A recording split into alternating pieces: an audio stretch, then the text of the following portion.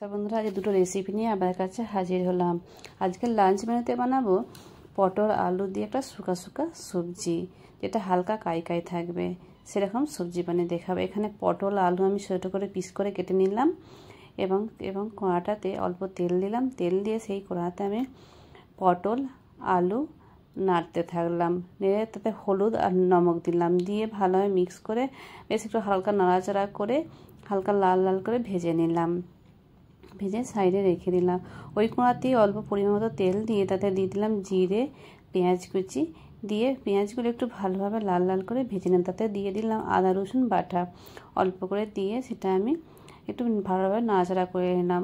সঙ্গে দিলাম টমেটো কুচি রাখা টমেটোগুলো, আর এখানে সর্ষে বাটে রেখে সাদা আর কালো সর্ষে বেটে রেখেছিলাম সেটা দিলাম। সঙ্গে হলুদ গুঁড়ো, নমক গুঁড়ো আর লঙ্কা গুঁড়ো দিয়ে ভালোভাবে মশলাটা কষে নিলাম। কষে যখন তেলটা ছেড়ে আসলো তখন মশলাটা হয়ে গেল। তো সেই সময় আমি দিয়ে দিলাম পটল আলু, ভেজে রাখা পটল আলুগুলো দিয়ে ভালোভাবে কষে, হালকা আলুটা একটু শক্ত ছিল তো হালকা বেশি পরিমাণে অল্প পরিমাণে জল দিলাম, দিয়ে কিছুক্ষণ 5 মিনিটের জন্য চাপা দিলাম, দিয়ে বেশ রসলো কাই সবজি বানিয়ে নিলাম শুকা শুকা। তো এটা আমি পরিবেশন করে আপনাদের দেখাচ্ছি। এখানে আরেকটা মেয়েতে বানাবো বেগুন ভাজা সাথে। তো বেগুন ভাজার জন্য আমি বেগুনগুলো বেশ লম্বা লম্বা গোল গোল করে কেটে নিয়েছি, তার মাঝখানে একটা করে ফালি দিয়ে দিলাম, দিয়ে কেটে নিলাম। কেটে নুন হলুদ মাখিয়ে তেলেতে ভাজতে দিয়ে দিলাম এবং উল্টে পাল্টে ভালোভাবে বেগুনগুলো ভেজে নিলাম।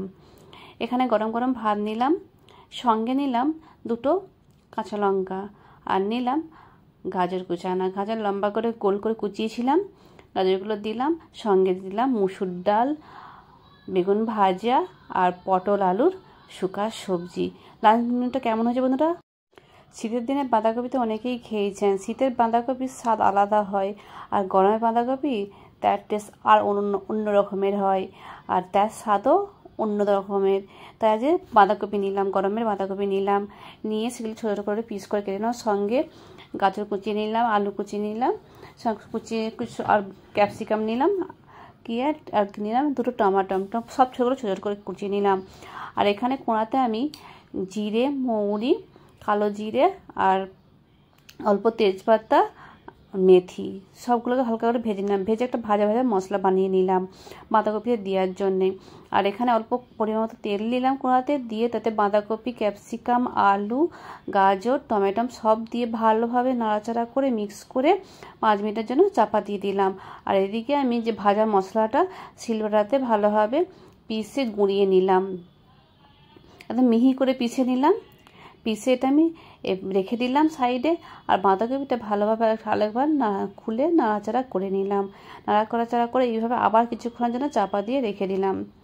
এইভাবে চাপা দিয়ে বাঁধাকপিটা একটু সিদ্ধ করতে হবে, কেন গরমে বাঁধাকপি একটু সিদ্ধ হতে একটু টাইম লাগে।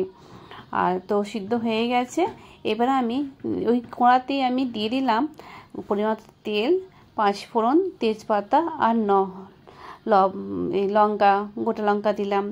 একটু হলুদ দিলাম, কেননা আমি একটা আদা দেবো সেই জন্যে হলুদ দিয়ে আদাটা দিয়ে দিলাম, আদা বাটাটা দিয়ে ভালোভাবে ভেজে নিলাম। ভেজে নিয়ে আমি বাঁধাকপিটা তুলে দিলাম। সঙ্গে যে মশলাটা ভেজে রেখেছিলাম সেই মশলাটা আমি 2 চামচ দিলাম, বেশি দেবো না, 2 চামচ দিলাম।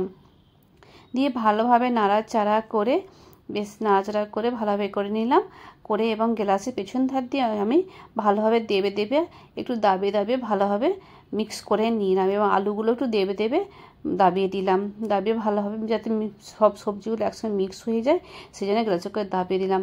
বন্ধুরা ভিডিওটা কেমন হয়েছে অবশ্যই কমেন্ট করে জানাবেন এবং আমার চ্যানেলটাকে সাপোর্ট করবেন। আর এরকম রেসিপি জানতে হলে আমার চ্যানেলটাকে সাবস্ক্রাইব করবেন। রাধে রাধে বন্ধুরা, সবাই ভালো থাকবেন, সুস্থ থাকবেন।